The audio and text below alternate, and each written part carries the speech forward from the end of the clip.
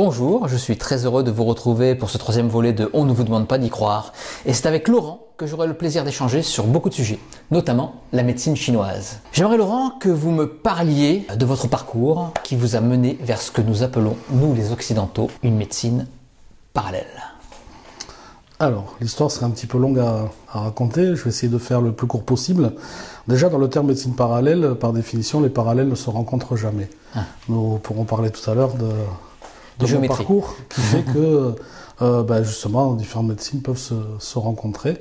Mon parcours est simple, je pratique une activité artistique et un beau jour, un accident bête fait que je ne peux plus pratiquer ce métier-là.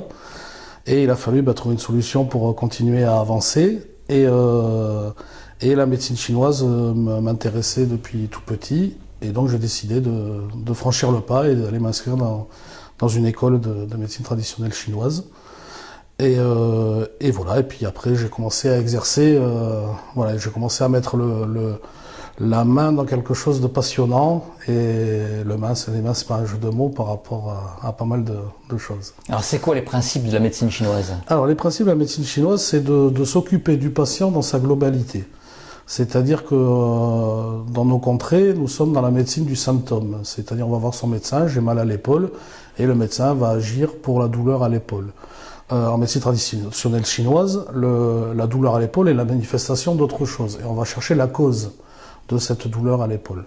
Donc on va faire la hiérarchie des urgences, des priorités, et on va remonter à la cause. Et on va traiter la cause de la douleur, voilà, de manière à pouvoir l'éradiquer de manière définitive. Et comment vous la traitez? De façon énergétique? Alors, on parle de façon énergétique, oui, mais à la base, on parle vraiment de manipulation. Il y a différentes techniques dans la médecine traditionnelle chinoise, notamment l'acupuncture, que je ne pratique pas parce que je ne suis pas infirmier ni médecin, donc je n'ai pas le droit de faire des choses invasives.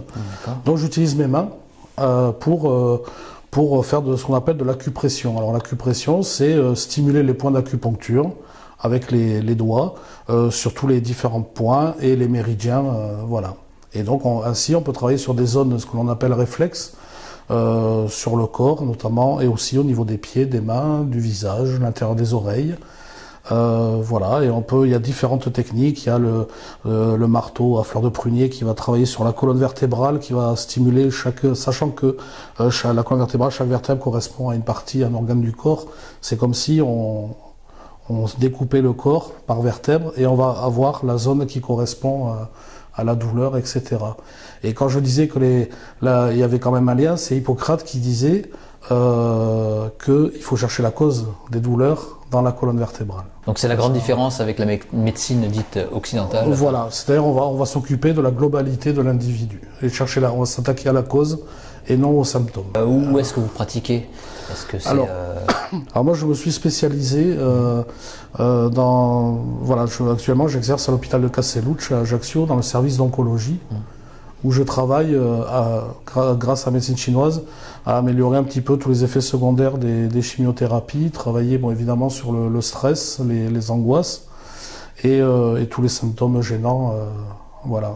Donc c'est quand même reconnu par la médecine dite normale? Alors ça commence à être reconnu, pas d'un point de vue légal, mais voilà, les médecins aujourd'hui, la nouvelle génération de médecins ont une ouverture, une ouverture d'esprit, et il commence à y avoir des études scientifiques, des travaux qui sont validés par le milieu médical, notamment sur l'auriculothérapie, qui est la stimulation des points à l'intérieur de l'oreille. Et c'est le docteur Nogier à Lyon qui a mis ça en place. Et là, on commence à avoir des preuves, des études validées. Voilà. Validées parce qu'au niveau physique, on voit vraiment une amélioration des patients. Parce qu'il faut, pour la petite histoire, l'ancien chef de service de l'hôpital de Castellucci, quand il m'a contacté pour rentrer dans son service, la première chose qu'il m'a dit, écoutez, votre truc, j'y crois pas, mais j'ai des retours de patients qui font que je vous contacte. Et essayons. Et puis ça fait 12 ans que ça dure. Voilà, on peut ne pas croire, c'est pas une médecine de croyance, c'est une médecine, D'ailleurs, si bien que dans la Chine ancienne, le médecin allait dans les villages, dans les familles, et on rémunérait le médecin quand tout allait bien. D'accord. À partir du moment où quelqu'un tombait malade ou avait une maladie, c'était un échec du médecin et on ne le rémunérait pas. Donc c'était un peu... donc comme quoi, cette médecine était quand même assez efficace à l'époque. Et elle l'est toujours, sauf que nous avons dévié vers l'évolution des techniques. Voilà, on a oublié tout ce qui, à la base, tout est simple et on a tout à portée de main pour s'auto-suffire et s'auto-guérir. Maintenant, bon voilà, la chimie, la médecine, etc. fait qu'on a oublié tout ça, mais au fond de nous-mêmes, on garde quand même cette âme naturelle. Voilà, quand je suis fatigué, je me frotte les yeux. Parce que ça me fait du bien, ça me réveille un petit peu. Ce sont des points de médecine traditionnelle chinoise et on le fait tous les jours. Donc on a en nous, c'est inné, on a quand même une part de... voilà, quand on va dans un zoo, qu'on voit la maman gorille avec son bébé gorille qui le touche dans tous les sens, voilà, et bien elle fait la palpation, elle stimule tous les points pour vérifier si son bébé va bien. Et voilà, et on fait ça. Il y a plein de petits gestes comme ça qui sont naturels. J'ai mal à la tête, je vais souvent me frictionner les tempes. Inconsciemment, je vais faire ça parce que j'ai mal à la tête. Ben, ce sont les 2 points qui correspondent, en tout cas une partie des points qui correspondent au mal de tête. Et est-ce que quelqu'un qui n'y croit pas, qui croit absolument à rien, peut ressentir quand même un bien-être, ou est-ce qu'il peut mettre une barrière qui va empêcher le... Alors à l'hôpital, encore une fois, j'ai rencontré des personnes qui me disaient je travaille sur prescription médicale, c'est-à-dire je ne vais pas voir un patient si le médecin ne m'a pas donné l'autorisation d'aller le voir. Et ça, c'est officiel? Ça, c'est la convention, c'est la convention qui a été établie entre le médecin et moi. Donc voilà. Mais est-ce qu'il y a des médecins vraiment qui prescrivent d'aller voir quelqu'un qui va prescrire de la médecine chinoise? Alors, il y a des médecins qui le font, et en tout cas dans le service où je travaille, c'est acté, le médecin décide que je vais aller voir tel patient dans telle chambre.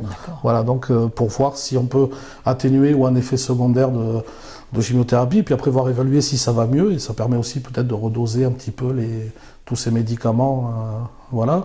Et alors pour revenir à votre question, il m'est arrivé d'avoir des patients qui... Voilà, on proposait mes soins qui m'ont dit j'y crois pas, mais faites. Et lors de leur prochaine cure ou visite, on demandait à me revoir parce qu'ils avaient senti un bien-être.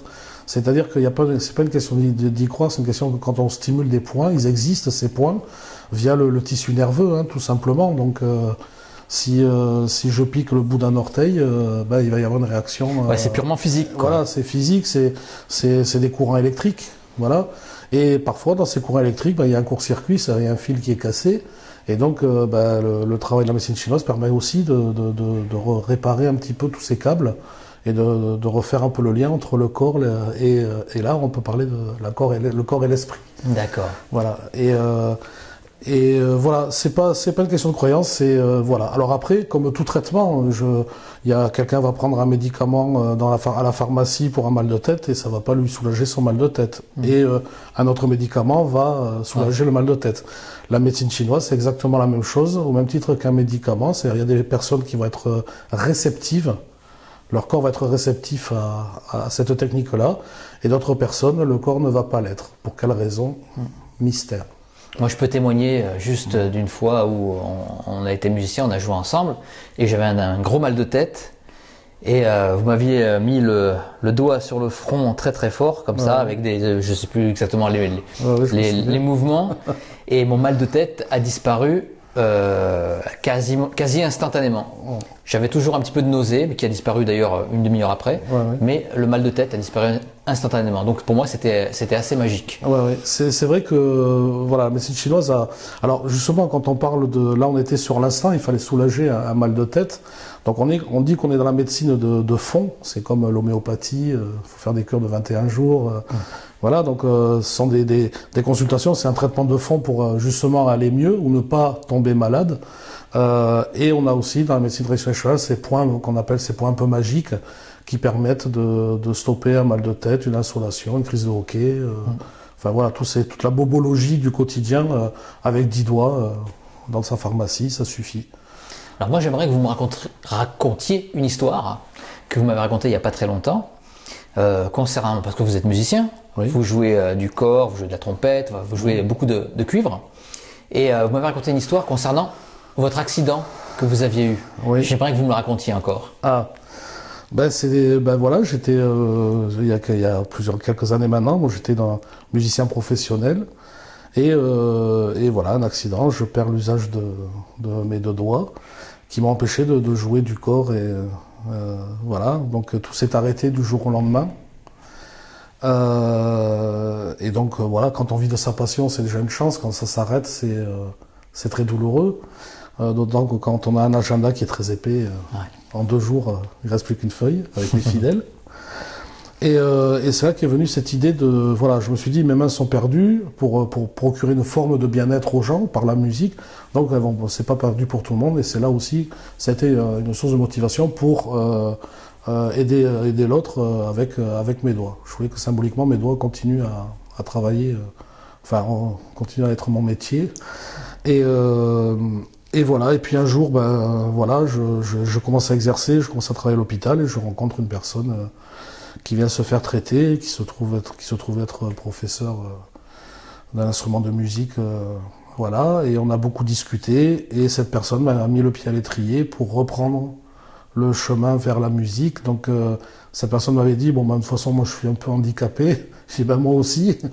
Et donc, je suis allé chez elle, elle m'a fait travailler.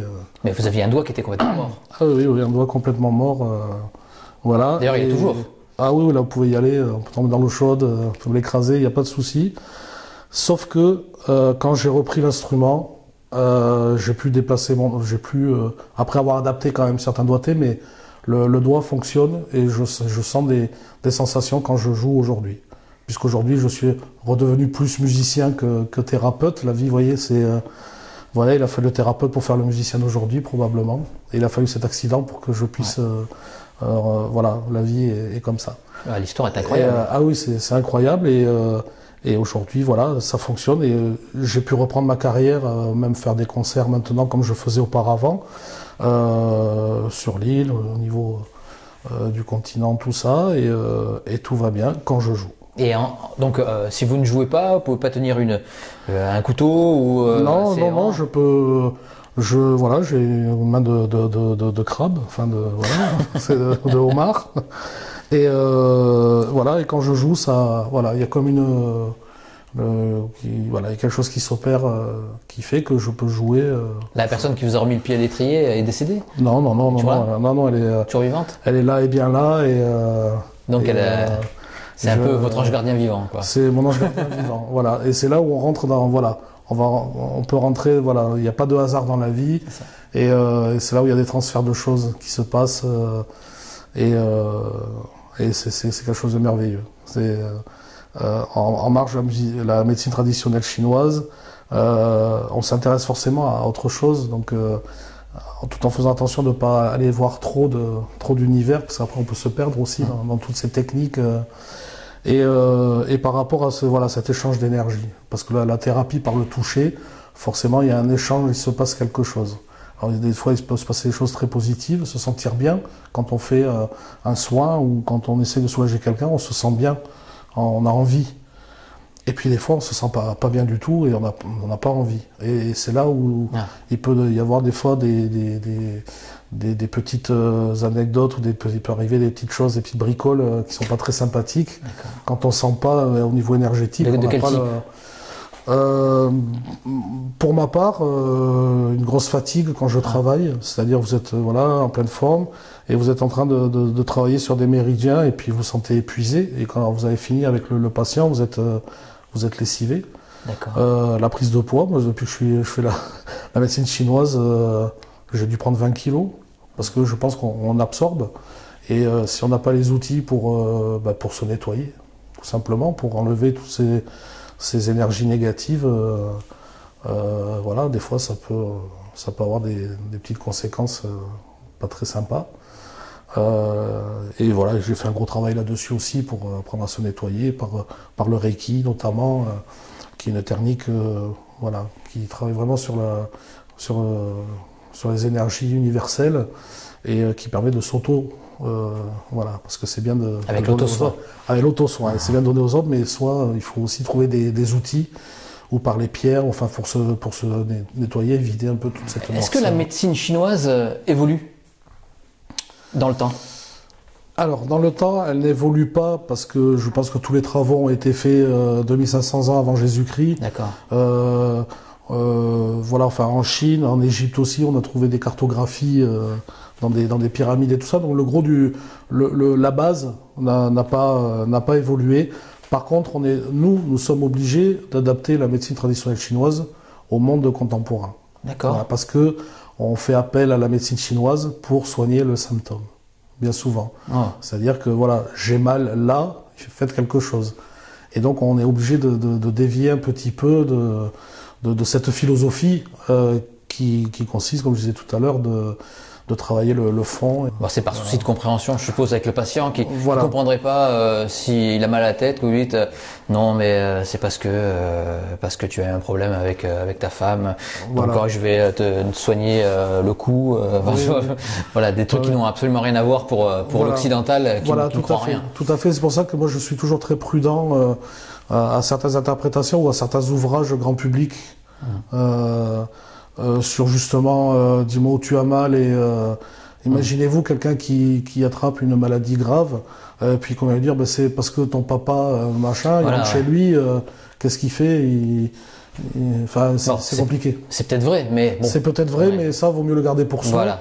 Même si on n'en pense pas, enfin, on peut avoir ses opinions, mais je pense que pour que justement toutes les thérapies puissent fonctionner en France, parce que dans les pays d'Europe c'est beaucoup plus développé, dans certains, c'est justement de garder cette distance. Voilà, un thérapeute n'est pas un psychologue, un thérapeute n'est pas un médecin, et un thérapeute n'est pas un guérisseur. Voilà, et ça, il faut garder bien cette distance-là. Et souvent, je mets mes patients que je vois en garde. Je dis voilà, si voilà, vous allez voir un thérapeute et qui va vous proposer, il faut 10 séances et la 11e est gratuite, on n'est pas chez le photographe. Donc partez en courant. Si on vous dit avec ce que vous avez, il vous faut X séances à tant d'euros, partez en courant parce qu'on n'en sait rien. C'est le patient qui reste maître de lui-même. C'est-à-dire, il va se faire manipuler pour une séance en médecine traditionnelle chinoise, c'est son corps. Donc c'est lui qui va ressentir si ça va mieux, s'il a besoin de retourner voir le thérapeute, ou voilà, des fois une séance suffit à régler un problème. Et je pense que si on travaille comme ça, je pense que ça peut rentrer dans les us et coutumes. Petit à petit, quoi. Petit à petit, on y arrive, Il y a certaines mutuelles qui commencent à rembourser aussi des actes de médecine chinoise. Voilà, donc il y a des progrès qui sont faits et dans les hôpitaux, on emploie de plus en plus de personnes. Bon là, il y a d'autres techniques, il y a la sophrologie, il y a la médecine chinoise, enfin l'hypnose qui est de clinique. Enfin, voilà, il y a différentes techniques qui rentrent à l'hôpital, avec quand même cette prudence de ne pas laisser rentrer le loup dans la bergerie. Voilà. D'accord. C'est surtout ça que les médecins craignent, plutôt que la médecine, la technique en elle-même. Je pense que c'est ça qui fait plus peur. Parce que des expériences ont montré que des fois, tout le monde n'est pas forcément sincère dans la démarche. On met un loup pour l'homme. Voilà. Moi, je voulais parler d'autre chose. Oui. Vous avez certaines facultés, moi qui me font rêver, j'ai essayé plein de fois. Vous voyez les auras. Je vois les auras. Oui, ça, c'est extraordinaire pour moi. En fait, c'est à force de pratiquer, de pratiquer la médecine chinoise, et puis en m'intéressant fortement au Reiki aussi, parce que je me suis formé à cette approche-là, où j'ai commencé à visualiser un peu les auras des personnes, ce qui me permet aujourd'hui de me protéger, moi. Et est-ce que ça vous aide pour voir un petit peu les zones peut-être qui ont un problème, qui doivent être traitées? Alors ça aide à voir derrière une douleur, il y a une histoire aussi. D'accord. Et Laura nous raconte l'histoire. Enfin, pas dans les détails, mais en tout cas... Racontez-moi là, dites-moi en plus, parce que là je suis curieux. On peut voir si la personne, au cours de sa vie, a eu des grands moments de joie, Et comment on peut voir ça? Avec la couleur qui va se dégager? Avec le halo, l'aura, c'est un lot un peu lumineux qu'on voit autour du corps. Voilà, alors il peut aller de blanc brillant à noir. voilà. Et voilà, c'est à partir de cette vision-là qu'on peut aussi, pas faire un diagnostic, parce qu'encore une fois, ne prononçons pas des mots, mais voilà, ça donne une cartographie de la personne. Et est-ce que vous voyez l'endroit où il y a une douleur, où il y a un mal-être, par exemple si c'est un problème de cœur, sur le cœur? On peut déceler, voilà, par rapport, alors là c'est autre chose, c'est par rapport à la texture de la peau. D'accord. C'est quand on va toucher, on va sentir que au niveau de la texture de la peau, il y a un souci ou un déséquilibre. C'est pas parce qu'on va sentir un point qui au toucher est sensible que il y a une maladie forcément grave. Peut-être juste à ce moment-là un dérèglement, voilà. Et l'aura permet de voir un petit peu, voilà, où on va avec le patient. Il y a des gens qui sont dans la sincérité de la démarche d'aller, voilà, et puis il y en a d'autres, voilà, on peut tout voir à travers les à travers les auras. Alors quelqu'un qui est en bonne santé, il a quelle couleur? C'est blanc, c'est blanc, c'est lumineux, ça donne envie de lui serrer la main. Bon, je suis blanc, moi. Ça va, tout va bien. C'est voilà, c'est quelqu'un et sans forcément le visualiser. Souvent dans le langage populaire, on dit tiens, il dégage un aura. On a envie d'aller vers cette personne, on a envie de sympathiser avec elle, et puis ça se fait d'une manière tout à fait naturelle. Il n'y a pas à forcer les choses. Quelqu'un qui va dégager un aura un peu plus négatif, c'est quelqu'un qui va venir s'introduire chez vous, dans votre vie, et essayer et puis c'est là que les ennuis commencent, quoi. Ouais. On en connaît plein des... Mais est-ce que vous les voyez en permanence, les auras, ou alors faut vous concentrer? Il y a un minimum de concentration. D'accord. Voilà. Je vois pas systématiquement, parce que je pourrais pas vivre, moi, en voyant comme ça... voilà, avec des auréoles. Voilà, oui, non, ça je pourrais pas, et puis, ou je m'y refuse aussi, parce que... voilà, mais après, moi j'ai besoin d'avoir un avis, enfin que ce soit dans le cadre de mon travail ou même personnel, je vais prendre 2 petites minutes et je vais observer tout simplement. Et ce qui fait qu'avec Laura, puis même après, je pense que ces thérapies du toucher, ces techniques-là nous amènent, voilà, à percevoir à ressentir des choses. J'ai une anecdote, j'aime pratiquer la moto, et un jour j'étais dans un col, je ne saurais pas le dire son nom, et arrivé en haut du col, je me suis senti très mal. Très mal, si bien que je suis redescendu, j'avais coupé le moteur, je roulais très prudemment, et comme une espèce de détour alors que tout allait bien, j'avais fait ma grimpette. Vous êtes repassé par ce chemin? Je suis repassé une deuxième fois où ça a été la même chose. Ah oui, d'accord. Et du coup j'évite maintenant, et ça permet des fois indirectement une personne d'aiguiller un peu un trousseau de clés, et après la personne a les clés, à elle de les mettre dans les bonnes serrures. Mais en tout cas, pas moi de dire voilà, il y a ça et ça. Mais ça permet de donner les outils. Donc Laurent, après la médecine chinoise, après la musique, même si c'est pas un après, c'est le présent, quelles sont vos ambitions, mais au sens noble du terme, hein? Mes ambitions, c'est... il y en a un paquet. Voilà, après avoir fait le tour quand même de la médecine chinoise, il y a quand même d'autres domaines qui me passionnent, notamment le Reiki, qui est une technique japonaise, voilà, de soins à distance. Enfin, c'est quelque chose de passionnant. Ça serait long, il faudrait refaire. Ça sera l'objet d'une prochaine interview. Voilà, tout à fait. Voilà, et après c'est vrai qu'en réfléchissant à la question, le soin par la musique, ce qu'on appelle la musicothérapie, je pense que c'est quelque chose qui peut être bénéfique aussi pour les patients, alors que ce soit pour la douleur ou notamment des patients voilà, avec des syndromes dépressifs ou qui ont besoin de se ressourcer un peu, qui n'a pas réagi à une belle musique, que ce soit dans la joie ou dans la tristesse. La musique a aussi ce pouvoir d'amener la personne voilà, dans d'autres univers, et ça c'est quelque chose qui m'intéresse beaucoup. Donc, toujours dans l'aide. Toujours dans l'aide, ouais. Je pense que c'est... Voilà, après bon, je veux pas non plus passer pour mais oui, je pense qu'aider son prochain, c'est une manière de s'aider soi-même en fait. Et je crois que les parcours de vie, nos origines sociales, etc., font que quand on a la chance de faire plus ou moins ce qu'on aime au niveau de son travail, Ça me paraît important de redonner à d'autres qui n'ont peut-être pas cette chance-là. C'est comme l'enseignement de la musique. Je suis très heureux d'être prof au conservatoire parce que moi qui ai eu la chance d'aller à Paris, prendre des cours et passer mes prix, ben je peux retransmettre ce que moi j'ai eu la chance de faire à des gamins qui n'auront peut-être pas la chance de faire ce parcours-là et leur donner le meilleur des outils, encore une fois, pour prendre du plaisir en faisant de la musique. Et aider son prochain, je pense que c'est peut-être comme ça qu'on va réussir avec des prises de conscience voilà, c'est dans la solidarité, voilà, on voit que les peuples se déchirent, mais quand il y a quelque chose de grave, bah, tout le monde sait se réunir aussi. Et s'entraider. Et je pense que l'humain n'est pas perdu et que ça passe justement par l'entraide. Et si on a modestement quelque chose à donner, bah, de le donner, et puis les gens font ce qu'ils veulent, mais en tout cas, voilà, je pense que c'est très important. En tout cas, c'est un peu ma ligne de vie, et c'est le sens que je veux donner en tout cas à mon existence, sans chercher à la postérité voilà, mais voilà, et je me sens bien comme ça. Bon, en tout cas, merci beaucoup Laurent pour ces belles paroles. Merci de m'avoir invité. C'était un très très grand plaisir. Il est partagé. Merci beaucoup.